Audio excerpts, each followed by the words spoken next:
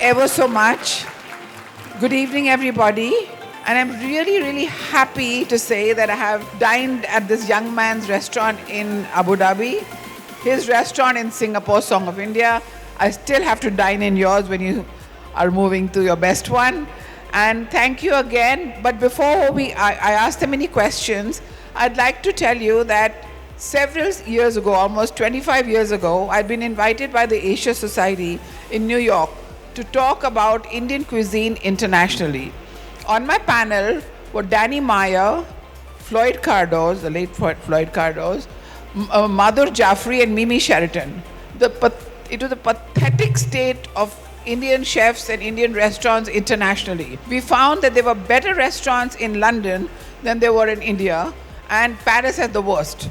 And slowly this has been changing, and that is wonderful.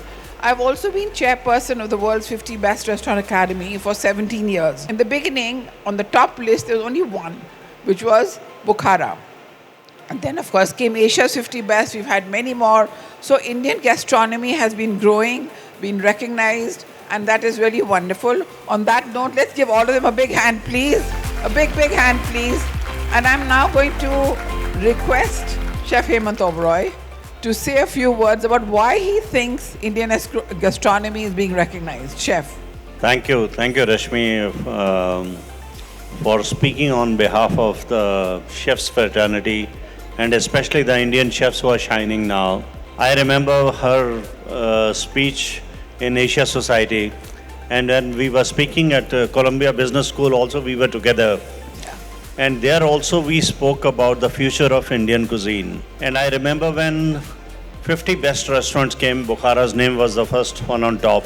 And then we realized, and I opened Masala series and Work Restaurant. That time Work Restaurant and Wasabi were the first Taj restaurants which went on to make it to the first 50 restaurants.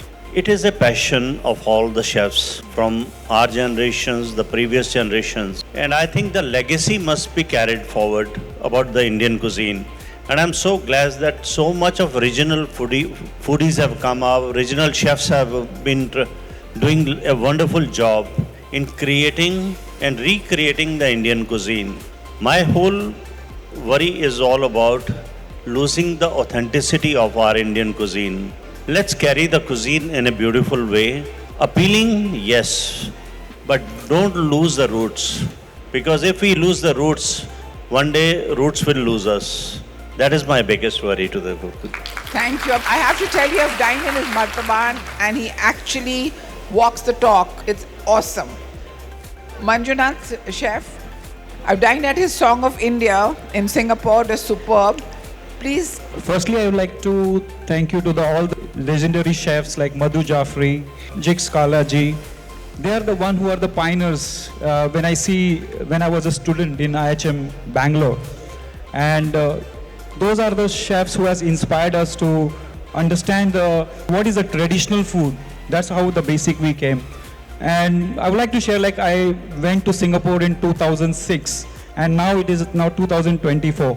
I've seen that the food has so much changed, so much evolved, and so good that so many good Indian chefs have been performed so well, and we are on the global stage. And I think we are so proud, and we should be very proud that we have such young chefs who are doing so well. And it is growing day by day, and so good to see that in Indian food is in the top 5. And this is something which has one of the best part has happened in Indian cuisine. And when I see Chef Gagan as my good friend and so many other chefs, the way they are performed, and I feel that this is the right time. Young chefs also come together and create this huge Indian gastronomy. Absolutely, that's amazing. And Chetan Shetty, over to you. Your restaurant held a star. So would you like to tell us a little bit about what your future plans are?